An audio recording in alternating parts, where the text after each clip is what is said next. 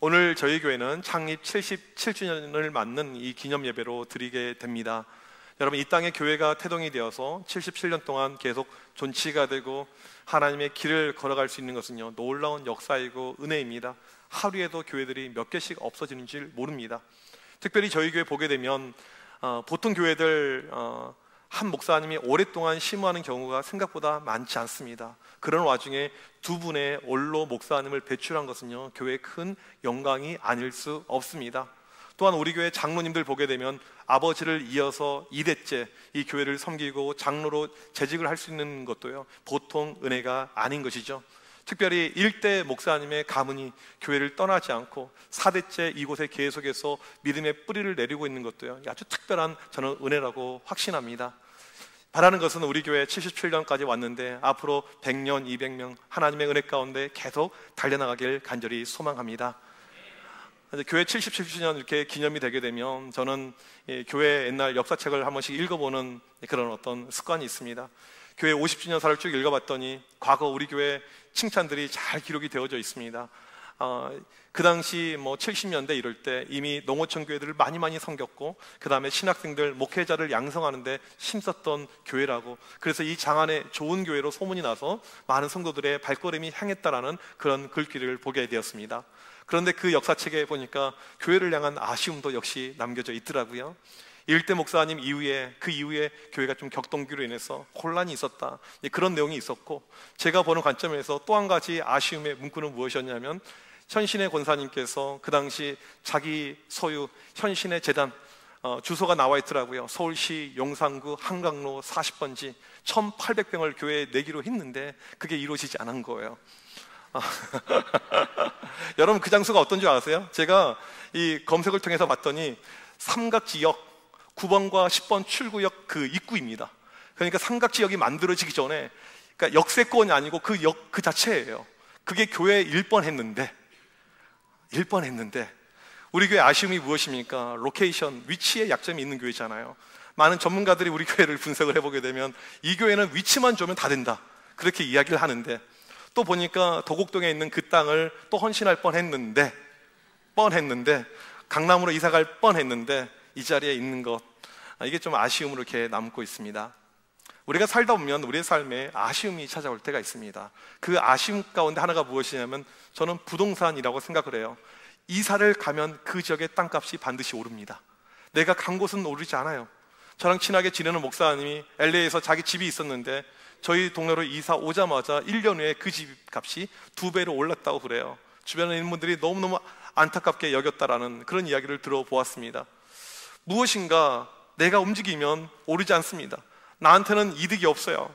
그럴 때 우리에게 찾아오는 감정이 무엇입니까? 원망이죠. 그때 이사 안 갔어야 되는데, 그때 다른 데로 갔어야 되는데, 그때 여기 전세 계약 안 할 걸 하는 원망이 우리에게 찾아옵니다. 여러분, 이 원망이 그 다음에 누군가를 탓하게 됩니다. 당신 때문이야. 당신이 그때 이사 가자고 했잖아. 배우자를 원망하게 됩니다. 친구를 원망하게 됩니다. 지인을 원망하게 됩니다. 성도들을 원망하게 됩니다. 우리 믿음의 사람들은요, 그 다음에 이 마지막에 불화살이 누구를 향하는 줄 아십니까? 하나님을 향해요. 하나님, 좀 우리 가정 축복해 주시면 안 돼요? 그때 그 자리 잘 유지했었더라면, 그때 우리가 여기에만 집중하고 투자했었더라면 지금 물질의 복을 누리면서 살 수 있을 터인데 왜 우리를 축복하지 않으세요? 하나님의 탓입니다. 하나님의 잘못입니다. 이렇게 원망을 하나님께 돌릴 때가 있습니다. 영화 파괴된 사나이에 보게 되면 주인공으로 김명민 씨가 등장하게 되는데, 역중의 배역이 목사입니다. 교회에서 목회를 하고 있는데 5살 되는 딸 아이가 유괴를 당하게 돼요. 하나님께 도와달라고, 이 아이를 찾게 해달라고 그렇게 기도했지만 이 딸이 돌아오지 않았어요. 그래서 결국에 믿음을 포기해버립니다. 모든 탓은 하나님입니다. 그렇게 돌리는 영화의 한 장면이 기억납니다. 우리가 살다 보면 똑같지는 않지만 비슷한 일을 경험할 때가 있습니다. 내 삶에 어려움이 찾아옵니다. 원망거리가 찾아오는 거죠. 원망의 이유를 우리는 또 찾게 됩니다. 오늘 말씀 보게 되면 우선 우리가 당하는 이 상황들, 시험들, 이 시험과 하나님과 어떤 상관관계가 있는지 이것을 먼저 우리에게 보여주고 있습니다. 13절 말씀을 같이 한번 읽도록 하겠습니다. 시작. 사람이 시험을 받을 때에 내가 하나님께 시험을 받는다 하지 말지니 하나님은 악에게 시험을 받지도 아니하시고 친히 아무도 시험하지 아니하시느니라. 첫 번째로 하나님은 시험을 주시지 않는다라고 이야기합니다. 하나님께 시험 받는다라고 말하지 말라라고 이야기하죠. 하나님은 악에게 시험을 받지도 않고 아무도 시험 받지 않는다. 시험과 상관없는 분이 우리 하나님이다. 이것을 분명하게 이야기해 줍니다. 나에게 지금 억울함이 있습니다. 어려움이 있습니다. 시험거리가 있습니다. 그 시험은 하나님과 아무런 상관이 없으니까 하나님 탓을 제발 하지 말라라고 잘라서 성경에서 분명하게 이야기를 하고 있습니다. 그렇다면 다음에 질문이 우리 가운데 생기죠. 살다 보면 어려움이 발생해요. 시험이 발생합니다. 이런 환난의 모습들, 이런 시험의 상황들 어떻게 설명할 수 있을까요? 두 번째는 이겁니다. 감당할 수 있는 시험만 주신다라는 것입니다. 고린도전서 10장 13절을 같이 읽겠습니다. 시작. 사람이 감당할 시험 밖에는 너희가 당한 것이 없나니 오직 하나님은 미쁘사 너희가 감당하지 못할 시험 당함을 허락하지 아니하시고 시험 당할 즈음에 또한 피할 길을 내가 너희로 능히 감당하게 하시느니라. 감당할 수준, 우리가 이겨낼 수 있는 그 정도 레벨의 수준의 시험만 주신다라는 것입니다. 그러니까 무리해서 너무 어려운 시험을 주시지 않는다라는 이야기죠. 예수를 믿어도 우리 가운데 환난과 역경과 시험이 찾아오는데 우리의 수준에 맞는 것, 이것만 주신다라는 것입니다. 여러분, 1번과 2번의 이 내용이 좀 이상하지 않습니까? 1번의 명제가 무엇이었어요? 하나님은 시험을 주시지 않는다였습니다. 근데 2번은 무엇입니까? 감당할 시험은 주신다라는 거예요. 이것이 두 가지가 충돌하고 있는 것이죠. 무슨 뜻일까요? 그래서 세 번째가 필요합니다. 세 번째, 믿음에 대한 시험만 주신다라는 것입니다. 성경에서 하나님께서 우리에게 시험을 주시는 경우는요, 딱 한 가지의 케이스밖에 없습니다. 우리의 믿음을 시험하실 때, 우리의 믿음을 업그레이드 시킬 때, 그때밖에 없다는 것입니다. 우리가 당하고 있는 이 시험의 대부분은 유혹들, 내 잘못들에서 기인한 것이라는 것입니다. 하나님이 주시는 감당할 수준의 시험이란 것은 우리의 믿음에 대한 시험입니다. 창세기 22장 1절에 보게 되면 그 일 위에 하나님이 아브라함을 시험하사라고 나옵니다. 하나님께서 아브라함을 무엇을 시험하십니까? 믿음을 시험하죠. 네가 나를 정말 사랑하는지, 나밖에 없는지, 나를 전적으로 신뢰하는지를 시험하기 위해서 100세에 낳은 아들을 바치라고 이야기합니다. 욥기에 보게 되면 욥 역시 시험을 당하게 됩니다. 그의 믿음이 사탄이 볼 때도 증명할 수준의 믿음이 될 만한지 보여주기 위해서, 그의 믿음을 증명하기 위해서 하나님께서 욥에게 시험을 준 것을 알 수가 있습니다. 즉 하나님께서 우리에게 주신 시험은 우리의 믿음을 테스트하기 위한 것밖에 없다라는 것입니다. 다른 종류의 시험은 허용하지 않는다라는 뜻이죠. 이것을 조금 더 정확하게 보여주고 있는 말씀이 14절 말씀입니다. 같이 한번 읽겠습니다. 시작. 오직 각 사람이 시험을 받는 것은 자기 욕심에 끌려 미혹됨이니. 네 번째로 알 수 있는 것은 우리의 시험의 이유는 자기의 욕심 때문이라는 것입니다. 따라서 오늘 본문에 등장하고 있는 이 시험이라는 단어는 내 신앙을 시험하기 위해서 하나님께서 의도적으로 준 테스트가 아닌 나에게 찾아온 유혹, 템테이션을 이야기합니다. 지금 내가 잘못해서 어려운 가운데 있는데 우리는 자꾸 하나님 탓을 하는데 그러지 말라는 거예요. 지금 우리가 유혹에 넘어가 있는데 하나님은 그런 유혹거리를 주지 않는다. 당신들이 당하고 있는 유혹거리, 시험거리는 전부 다 우리 하나님과는 상관이 없다라는 것입니다. 분명히 본문은 말합니다. 우리가 당하고 있는 시험은 자기의 욕심 때문이다. 이 욕심이라는 헬라어 단어가 에피시미아라는 단어인데 정욕, 탐욕, 욕망입니다. 하나님 질서에서 벗어나서 멋대로 살아가고 있는 욕구를 이야기합니다. 이 예가 어디에 정확하게 등장하냐면 에덴 동산에서 등장합니다. 하나님께서 에덴 동산을 만드시고 아담과 하와를 창조하셨습니다. 그들에게 무엇을 약속하셨습니까? 여기 있는 거 다 먹어, 이거예요. 동산에 있는 모든 거 다 너희 거야. 모든 과일들 다 먹어. 대신에 딱 한 가지만, 동산 가운데 있는 선악을 알게 하는 나무의 실과는 먹어서는 안 된다라고 이야기합니다. 그런데 아담과 하와가 그것을 먹었어요. 여러분, 이 사건을 보게 되면 이 잘못이 하나님께 있습니까? 아담과 하와에게 있습니까? 누구에게 있어요? 제가 이것을 아이들에게 설교했더니 어떤 아이가 저한테 손을 들고 질문해요. 자기는 하나 못 먹게 하면 꼭 먹고 싶대요. 유혹이 생긴다는 거죠. 그 유혹을 만든 하나님의 잘못이 아닙니까? 라고 질문해요. 아주 똑똑한 친구예요. 지금 미국에서 아주 똑똑하게 잘 살고 있어요. 똑똑한 애예요. 성경을 볼 때 이런 질문이 우리에게 찾아오는 것은 너무나도 당연하죠. 제가 다른 예를 들어서 한 가지 설명을 해드릴게요. 하나님께서 여러분을 특별히 사랑해 주셔서 여러분에게 카드 하나를 주셨습니다. 여러분 서울에요, 백화점이 서울 시내에만 68개가 있습니다. 이렇게 많은지 모르셨죠? 모든 백화점을 무한대로 사용할 수 있는 카드를 주셨어요. 생각만 해도 기쁘잖아요. 명품부터 해서 사고 싶은 거 다 사셔도 돼요. 백화점에 있는 것은 다 여러분의 것이에요. 상상만 해도 기쁘지 않습니까? 근데 딱 한 가지 조건을 걸었어요. 67개는 사용해도 되는데 딱 한 가지, 여의도에 있는 더 현대점은 안 된다라고 말씀하셨어요. 여러분, 그러면 굳이 거기를 가시겠습니까? 안 가시겠습니까? 근데 기사가 떴어요. 어떤 사람이 여의도 더 현대점에 갔다가 즉사해서 죽은 거예요. 그의 죽음을 하나님 탓으로 돌릴 수 있겠습니까? 아니면 그 사람의 잘못이라고 보십니까? 우리가 당하고 있는 시험들, 어려움들 전부 다 우리의 욕심 가운데 기인하고 있다는 것입니다. 오늘 말씀은 분명하게 이야기합니다. 우리가 겪고 있는 시험의 상황은 비슷해요. 왜 우리가 시험 가운데 있습니까? 우리가 여러 가지 환경 상황을 탓하지만 실제로는 개인의 욕심에서 비롯된다는 것입니다. 지금 여러분이 겪고 있는 대부분의 시험은요, 개인의 욕심과 욕망에서 비롯됩니다. 실은 내면에 들어가게 되면, 내 마음의 깊은 곳에 보게 되면 전부 다 시험의 이유가 나 자신에게 있어요. 끊임없이 우리 안에는요, 욕심과 욕망이 있습니다. 그렇다면 왜 우리 안에 욕심과 욕망이 생길까요?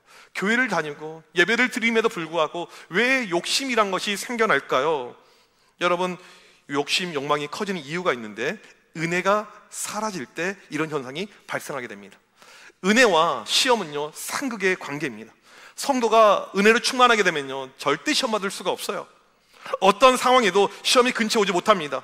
나도 모르게 은혜가 약해질 때 거기에 시험이 기가 막히게 찾아옵니다. 그렇다면 언제 우리의 은혜가 약해질까요? 이 시간은 제가 여러분들이 은혜 가운데 있는지 은혜 가운데 없는지 이것을 확인하는 쉬운 방법을 가르쳐 드리겠습니다. 예배에 감격이 있으면 그 사람은 은혜 가운데 있는 거예요. 예배의 감격이 무엇이냐면, 지금 전달되고 있는 이 설교가 여러분 머릿속에, 심령 속에 박히고 있으면 은혜 감격이고, 하나도 들어오지 않아요. 그러면 은혜가 없다라는 것입니다. 예배의 감격이 없는 거예요. 매우 이건 위험하죠. 여러분, 은혜가 없고 예배의 감격이 없으면요, 기도가 나오지 않게 됩니다. 기도하는 것이 힘들어져요. 기도가 없는데 어떻게 죄를 이깁니까? 기도가 없는데 어떻게 죄 욕망을 이깁니까? 욕망은 커지죠. 따라서 지금 내 안에 기도가 없다, 기도 소리가 약해져 있다, 이 말은요, 영적으로 약해져 있는 거예요. 영적 면역력이 약해져 있는 것입니다. 그 상황에서 내 주변을 얼씬거리는 죄를 결코 이길 수가 없는 것입니다. 욕망을 이기지 못해요. 왜 우리가 소리를 내어서 우리가 하나님께 부르짖으면서 기도를 해야 되냐면, 그래야지 영적인 면역력이 올라갑니다. 죄의 유혹, 탐욕의 유혹, 이것이 올 때 이길 수가 있다는 것입니다. 주일날 예배 후에 우리가 왜 설교 후에 통성으로 기도하냐면 바로 이 이유 때문입니다.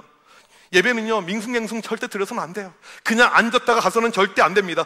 뜨겁게 간절하게 드려야 되죠. 주일 예배는요, 여러분의 영혼이 살 수 있느냐, 내가 죽을 수 있느냐, 이것을 결정할 만큼 매우 매우 중요합니다. 여기를 통해서 은혜의 줄기를 체험해야지 그 사람이 시험을 이길 수 있는 그런 내성이 생긴다라는 것입니다. 그러지 못하면 개인의 욕망이 계속 커지게 됩니다. 교회에서 봉사하고 일하지만 개인의 욕망만 커지게 되는 거예요. 걷잡을 수 없게 됩니다. 얼마나 이것이 위험하냐면 15절 말씀을 같이 한번 읽도록 하겠습니다. 시작. 욕심이 잉태한즉 죄를 낳고 죄가 장성한즉 사망을 낳으니라. 욕심이란 것은요, 점점 커지게 됩니다. 그리고 이것이 죄를 낳게 됩니다. 죄가 또 커져서 사망을 낳게 됩니다. 욕심이란 것이 계속 자라요. 이것은 마치 태중에 있는 아이랑 똑같습니다. 지금 임신하고 계신 분들 계시잖아요. 뱃속에 있는 아이가 1주차 때, 10주차 때, 20주차 때 계속 커집니다. 나중에 더 이상 커질 수 없게 되면요, 밖으로 나오게 되는 거예요. 우리 안에 있는 욕망이란 것이 처음에는 작았다가 커져서요, 마지막에 죄로 쏟아져 나오게 된다는 뜻입니다. 이 다윗이 왕궁을 거닐다가 바로 밑에 집에서 목욕하고 있는 한 여성을 보게 되었습니다. 이걸 보자마자 아이고 내가 잘못 봤네, 아이고 하나님 죄송해요, 빨리 가서 회개하고 다시 바로 서야지. 여러분, 그러지 않았습니다. 이 다윗의 욕망이 커진 거예요. 저는 이 본문을 볼 때 어떻게 해석하냐면, 다윗이 밧세바가 누군지도 몰랐고 그냥 봤는데 그 안에 있는 욕망이 커진 것입니다. 잠깐 본 것이 아니고요, 계속 본 거예요. 목욕이 끝날 때까지 여자의 나체를 뚫어지게 집중해서 계속 본 것입니다. 그래서 다윗의 뇌리 가운데 이것이 사라지지 않아서 이제 욕망이 죄로 분출이 되는 것이죠. 여러분, 다윗 주변에 이쁜 여인들이 너무나도 많았습니다. 부인들이 한두 명이 아니에요. 후궁들이 한두 명이 아닙니다. 그런데 딱 한 명한테 꽂혀 있는 거예요. 그리고는 그 여자 데려와 해서 자기 부인으로 삼은 그 죄를 그가 체험하게 되잖아요. 욕망이 그런 것입니다. 욕망은요, 커져요. 쌓입니다. 그리고 반드시 죄로 나와요. 그리고 이 죄가 나중에 무엇을 낳습니까? 사망을, 죽임을 낳게 되는 거예요. 다윗이 영적으로 이런 체험을 하게 됩니다. 자기 안에 죽음이 찾아온 거예요. 영혼의 죽음이, 하나님에게서 멀어져 버린 영혼의 죽음이 얼마나 심각한 것을 다윗이 깨닫게 되는 것입니다. 시편 51편 우리 11절 말씀을 같이 한번 읽도록 하겠습니다. 시작. 나를 주 앞에서 쫓아내지 마시며 주의 성령을 내게서 거두지 마소서. 다윗은 이 죄를 경험한 다음에 하나님과 단절, 죽음을 체험합니다. 영적인 죽음, 하나님이 사라져 버렸어요. 성령께서 나에게 없어져 버렸습니다. 무서워요. 시험이란 것은요, 작기 시작합니다. 여러분 안에 있는 작은 욕망에서 시작하지만 아주 무섭게 커지게 됩니다. 욕망은 무서워요. 오죽하면 주님께서 시험에 들지 않도록 기도하라고 주기도문에서 말씀하셨겠습니까? 여러분, 우리 주변에 도사리고 있는 시험을요, 가볍게 여기지 마십시오. 시험은요, 가벼워요. 작아요. 우리의 욕망을 살살 건드립니다. 그런데 이것을 통해서 내가 넘어질 수가 있고, 믿음에서 떠날 수가 있고, 교회를 떠날 수가 있는 그런 어려움이 생길 수가 있습니다. 우리는 시험에 대한 경각심이 반드시 필요합니다. 그렇다면 크게 두 번째 질문을 던집니다. 시험과 유혹이 우리 주변에 계속 도사리고 있는데 어떻게 이것을 해결할 수 있을까? 이길 수 있을까? 이것이 우리에게 중요하죠. 우리 12절 말씀 같이 한번 읽도록 하겠습니다. 시작. 시험을 참는 자는 복이 있나니 이는 시련을 견디어낸 자가 주께서 자기를 사랑하는 자들에게 약속하신 생명의 면류관을 얻을 것이기 때문이라. 첫 번째 방법으로 시험을 참으라고 이야기합니다. 이 참다라는 헬라어 단어가 히포메노인데 아래서 버티는 것을 의미합니다. 지금 나를 힘들게 하고 시험에 들게 하는 것이 있는데 그 상황에서 계속 버티는 거예요. 버텨라 이 말입니다. 계속 버틸 때 어떠한 일이 발생하냐면 표준 세번역 성경을 보니까 그 사람은 그 참됨이 입증이 된다라고 이야기합니다. 지금 내가 겪고 있는 고통과 인내를 계속 버티고 나아갔었을 때 하나님 보실 때 옳다 인정함을 받게 된다라는 의미입니다. 당신은 참 괜찮은 믿음의 사람입니다. 당신은 참 훌륭합니다. 그런 하나님의 인증이 남겨지게 된다는 사실입니다. 여러분, 하나님께서 우리를 향한 마음은요, 예레미야 29장 11절에 잘 나와 있습니다. 너희를 향한 나의 생각을 내가 아나니 재앙이 아니라 곧 평안이요 너희 장래에 소망을 주려는 생각이라. 나에게 어려움이 찾아오고 불안과 시험과 고난의 요소가 있는데 하나님은 우리가 망하길 원치 않으세요. 평안하고 소망을 주길 원한다. 그러니까 견뎌라는 거예요. 참고 견뎌라. 그러면 분명히 정금같이 나올 것이다 라고 약속을 하고 있습니다. 과거에 보게 되면 교회 오직 기도로만 사시는 권사님들이 계셨습니다. 그러니까 1년 365일 교회에서 주무시는, 철야하시는 권사님들이 계셨어요. 청암교회도 분명히 그런 분들이 과거 계셨을 것입니다. 이런 분들의 특징이 있는데 삶이 평탄하지를 못해요. 힘든 분들입니다. 남편이 맨날 술 먹고 그냥 깽판 부리고 또 사업에 실패해서 빚쟁이들이 맨날 집을 출입하는 그런 집안의 환경이에요. 아이들만 아니면 살 소망이 조금도 없습니다. 그냥 목숨을 끊어버리고 싶어요. 그런데 아이들 때문에 어쩔 수 없이 삽니다. 이런 분들이 교회에 와서 기도하는 거죠. 기도밖에 할 수 있는 것이 없어요. 여러분, 이런 분들이 교회 항상 오는 이유가 있습니다. 집에 들어가기가 싫어요. 그냥 꼴 보기가 싫은 거죠. 집안의 모습들. 왜 눈을 자꾸 감고 기도하냐면 눈을 뜨면 다시 보이니까 계속 기도하고 그렇게 기도하다 보니까 나도 모르게 기도꾼이 된 것입니다. 나도 모르게 기도의 사람이 된 거예요. 요즘에 교회들이 기도가 약해진 이유 보니까 삶이 너무나도 힘들지 않은 것 같아요. 힘들 때는, 어려울 때는 이 권사님들이 교회 기도의 주역이 되었는데 그런 분들이 별로 없어요. 왜 그럴까요? 힘듦이 없어서 그럴까요? 나도 모르게 힘든 순간이었지만 견디고 버티고 기도했더니 하나님께서 옳다 인정함을 받는 그런 믿음의 사람으로 만들어 주었다라는 사실입니다. 두 번째로 시험을 참을 때 복이 임한다라고 약속하고 있습니다. 오늘 이 12절 말씀의 시작은 헬라어로 마카이로스, 영어로 보게 되면 blessed, 복이 있을지어다 이렇게 시작합니다. 여러분, 우리가 복을 얼마나 좋아합니까? 신명기 말씀처럼 들어와도 복을 받고 나가도 복을 받고 들판에 있어도 복을 받고 성읍에 있어도 복을 받고 우리는 정말 복 받기를 좋아하잖아요. 하나님도 우리에게 복 주시기를 좋아하시는 분입니다. 여러분, 시편 150편을 여는 가장 중요한 시편이 시편 1편인데 1편의 시작은 복 있는 자예요. 여호와의 율법을 주야로 묵상할 때 그 사람은 복을 받는다라고 이야기합니다. 예수님의 산상수훈 역시 복으로 시작합니다. 마태복음 5장 보게 되면 심령이 가난한 자는 복이 있을 거라고 약속을 하고 있습니다. 오늘 말씀은 또 다른 측면의 복을 이야기합니다. 어떤 사람에게요? 시험을 참을 때, 지금 당하는 시련과 고통과 유혹 모든 순간에 주님을 바라볼 때 마지막 그 사람에게, 그 순간에게 반드시 복이 임한다라고 약속을 합니다. 베드로전서 2장 19절을 같이 한번 읽겠습니다. 시작. 애매히 고난을 받아도 하나님을 생각함으로 슬픔을 참으면 이는 아름다우나. 애매히 고난을 받아도 고난받을 이유가 없어요. 그런데 고난이 나에게 찾아옵니다.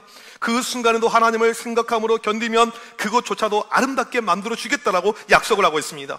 오늘 말씀은 분명하게 이야기합니다. 지금 당하고 있는 시험들, 그 시험을 견뎌낼 때, 참을 때 복이 임한다. 어떠한 복입니까? 약속하신 생명의 면류관을 얻게 된다라고 이야기합니다.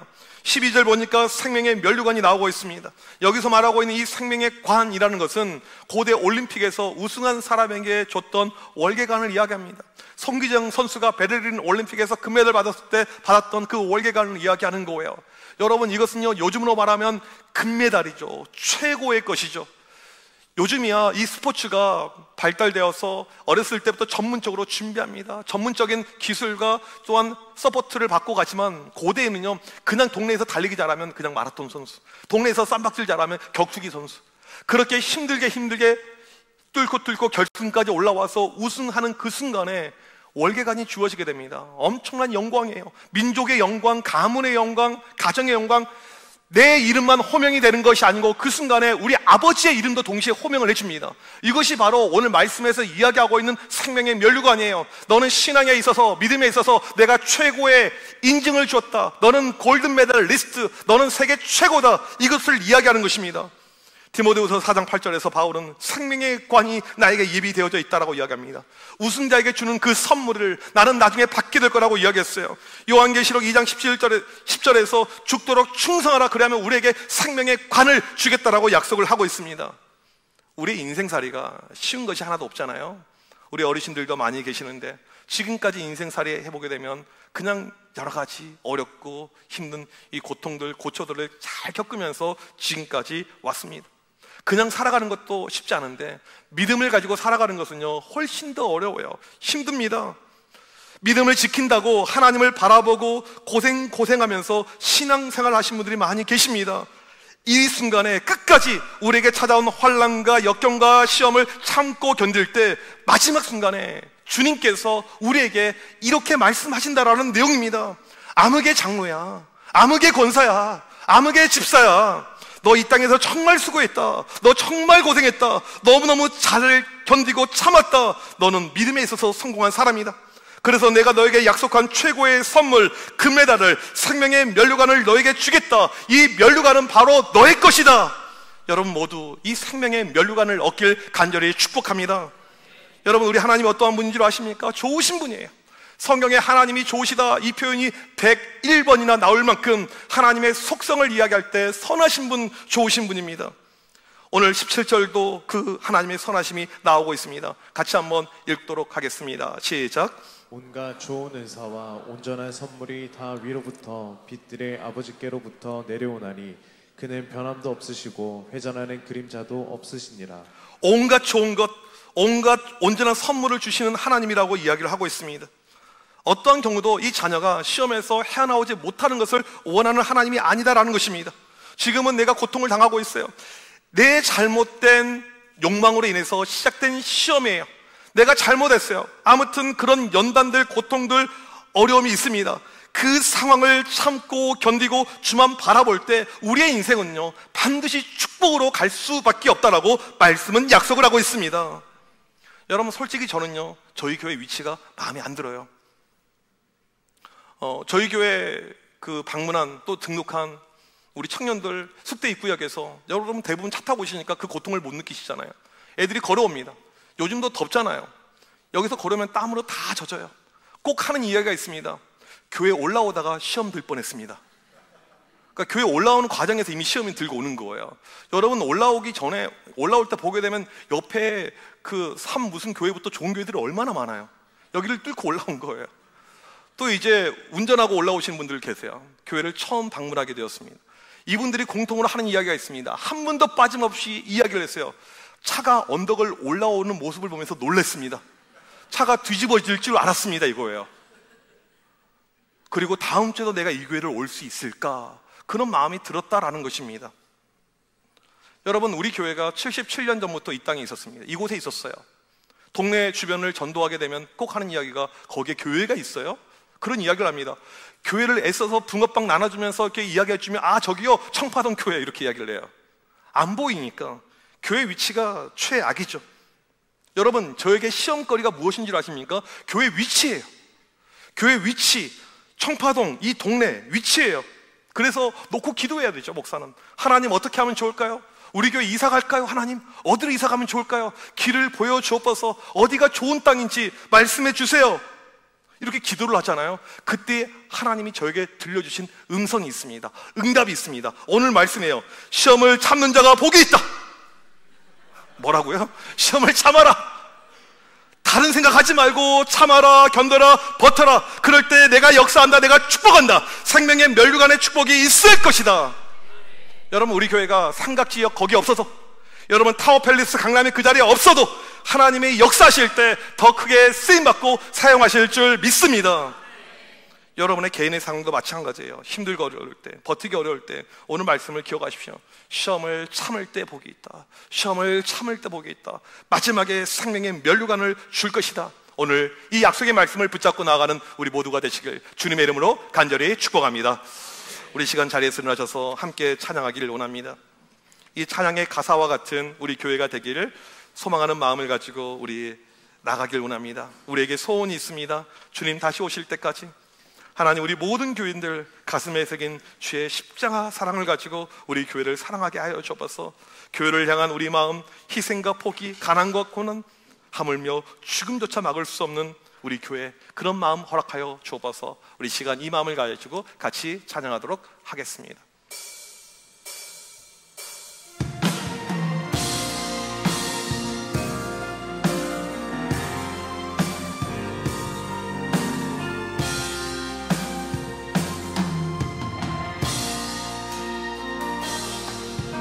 우리에게 소원이 하나 있네. 주님 다시 오실 그날까지 우리 가슴에 새긴 주의 십자가 사랑, 나의 교회를 사랑케 하네. 주의 교회를 향한 우리 마음, 희생과 포기와 가난과 고난, 아무며 지금조차 우리 막을 수 없네. 우리 교회는 이 땅의 희망, 교회를 교회 되게, 예배 되게 우리를 사용하소서. 진정한 후의 날 오늘 임하도록 우리를 사용하소서. 우리에게 소원이 하나 있네. 우리에게 소원이 하나 있네. 주님 다시 오실 그날까지 우리 가슴에 새긴 주의 십자가 사랑, 나의 교회를 사랑케 하네. 주의 교회를 향한 우리 마음, 희생과 포기와 가난과 고난, 하물며 지금조차 우리 막을 수 없네. 우리 교회를 이 땅에 임하 교회를 교회 되게 예배 되게 우리를 사용하소서 진정한 부흥의 날 오늘 임하도록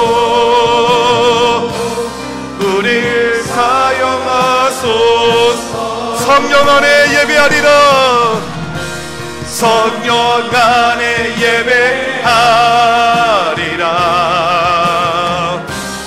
자유의 마음으로 사랑으로 사역하리라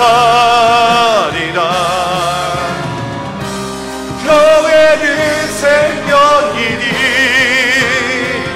교회를 교회 되게 예배 되게 우릴 사용하소서 진정한 그의 날 오늘 임하도록 우릴 사용하소서.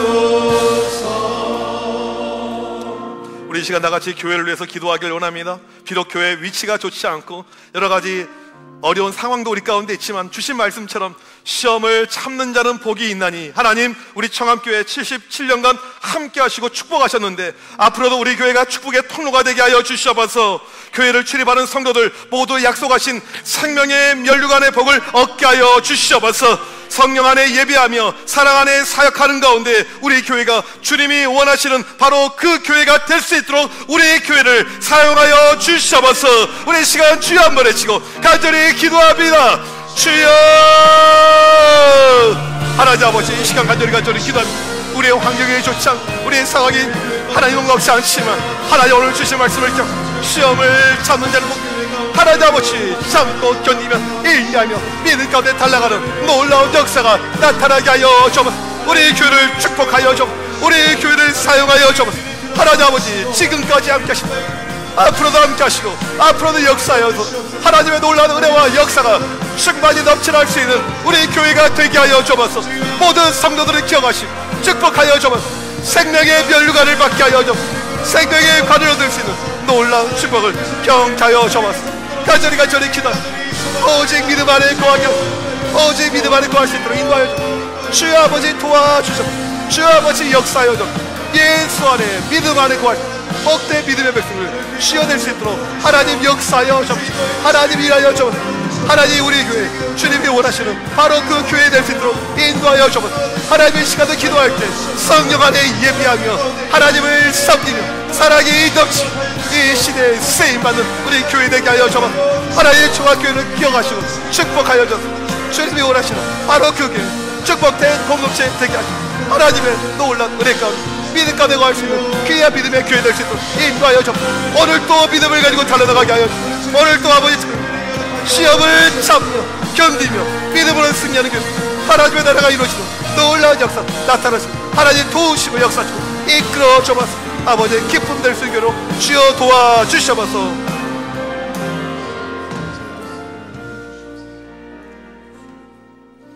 하나님 저희 청암교회 1948년 9월 19일 이 청파동 언덕 위에 세워주심에 감사합니다. 지난 77년 동안 하나님의 은혜로 함께 하심에 감사합니다. 하나님 우리 교회가 매 순간 성령 안에 예배하며 모든 교인들이 사랑으로 사역하는 교회가 되게 하여 주옵소서. 교회에 찾아오는 모든 시험들 이겨내게 하시고 견뎌내는 가운데 온 교회와 성도들에게 모두 생명의 면류관의 축복을 허락하여 주옵소서. 지금까지 함께 하신 하나님 앞으로 더 크게 역사하시고 사용하여서 이 시대에 부흥의 열매가 되는 교회 되게 하여 주시옵소서. 지금은 우리 주 예수 그리스도의 크신 은혜와 하나님 아버지의 무한하신 사랑하심과 성령님의 위로 교통하심이 77주년 하나님의 은혜 가운데 교회 생일을 맞는 우리 청암의 모든 성도들 머리머리 위에 지금부터 영원토록 함께 있을지어다. 아멘.